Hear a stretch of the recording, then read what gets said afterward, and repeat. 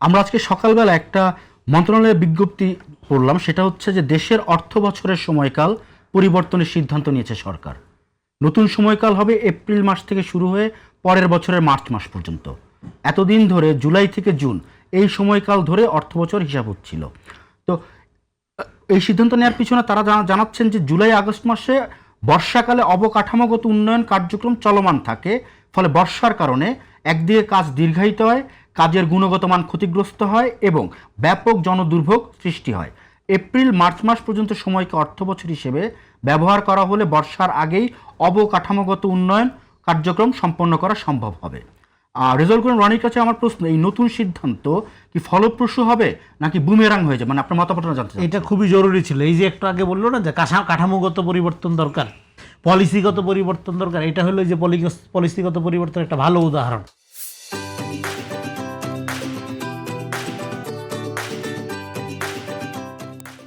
আপনি দেখবেন ঢাকা শহরে আমরা তিনজনই অনেক সময় ধরেই থাকি।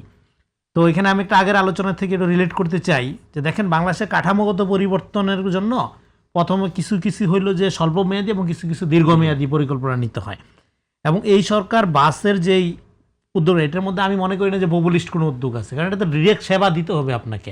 সেবা না দিতে পারলে প্রতিনিয়ত আপনাকে এখানে মিডিয়া আছে, আছে, আর সোশ্যাল মিডিয়া তো আছেই।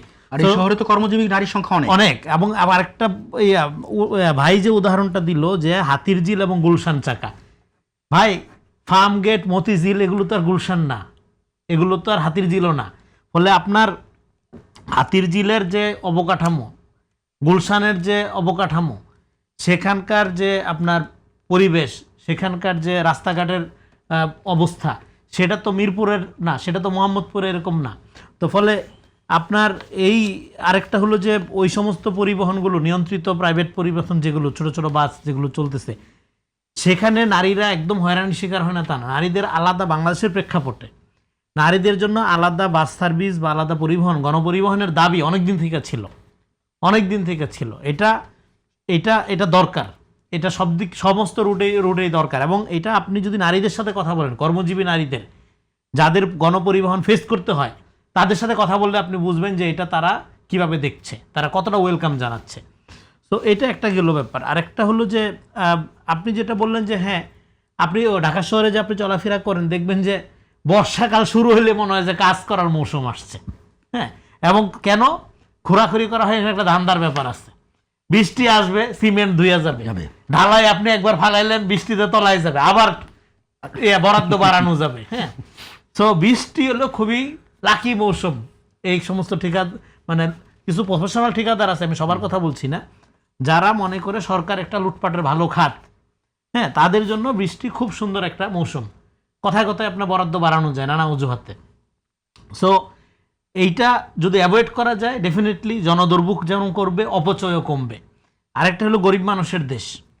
অবকাঠামোগত উন্নয়নের নামে বিগত 15-16 বছর কি হয়েছে আমরা জানি। ইভেন সরকারি অফিসগুলোতে যদি আপনি যান, কিছু কিছু অফিস বা কিছু কিছু সাংবিধানিক প্রতিষ্ঠান, সেগুলোতে যদি গ্রামের লোকজন যায়, তারা তো লজ্জা পাবে। একটা গরিব মানুষের দেশের অফিস এত চকচকা তকতকা, দরকার নাই তো ভাই এরকম জনগণের টাকা দিয়ে, যেখানে মানুষকে খাবার কম্প্রোমাইজ করতে হয় যে দেশে, সে দেশে সুউচ্চ মানে তকতকা চকচকা, হ্যাঁ, বিদেশি মার্বেল আইনা নান্দনিক অফিস, সরকারি অফিস, তারপরে এসি, হ্যাঁ, 3 হাত পর এসি। তো এই যে একটা লাক্সারি তৈরি করা হচ্ছে অবকাঠামোর নামে, হ্যাঁ, সরকারি কাজ এবং অফিস আদালত মিলে, সেইটা আপনার এমনভাবে করতে হবে যাতে করে সাধারণ জনগণের যে জীবনমান, তার সাথে যাতে মার্চ করে। জনগণ পয়রা রয়েছে প্রান্তে, জনগণ পয়রা রয়েছে অভুক্ত, হ্যাঁ, আপনি রাস্তাঘাট চকচকা করে কি করবেন? তো ফলে আমাদের এই যে উন্নয়নের হাসিনা মডেল, এখান থেকে বের হয়ে জনগণকে উন্নয়ন করে, জনগণের সাথে ক্ষমতা সম্পর্ক স্থাপন, যেটা গণঅভ্যুত্থানের একটা অন্যতম আকাঙ্ক্ষা ছিল, সেই দিকে নিয়ে যেতে হবে। সেদিকে নিয়ে যাওয়ার ক্ষেত্রে এই ধরনের পলিসি ডেফিনেটলি, এটা আমি মনে করি যে এটা খুবই কার্যকর হবে। অপচয় একদিকে যেমন কমাবে, জনদুর্ভোগ কমাবে, এবং লুটপাট, অপচয়, দুর্নীতি এগুলো যদি পদ্ধতিগতভাবে আপনি বন্ধ না করেন, তাহলে এইটা আপনি আপনার ঠিকাদারগুলো যারা দীর্ঘদিন যাবত সরকারি কাজ পেয়ে টাকা বানাইছে, বরাদ্দ বাড়ায় নিছে, তারা রাতারাতি আপনার ফেরেস্তা হয়ে যাবে, সৎ হয়ে যাবে, এটা মনে করার কোনো কারণ নাই। তাদেরকে আপনার এই পলিসিগতভাবে এমন প্রক্রিয়া করতে হবে যাতে লুটপাট এবং এই বরাদ্দ বাড়ানো, জনগণের অর্থ তরসুপ করার সুযোগগুলো বন্ধ করা যায়। আপনি সুযোগ রেখে দিয়ে এবার যদি আশা করেন যে লোকগুলো সৎ হবে, আপনি ফেল করবেন, এটা হয় না, এটা হবে না।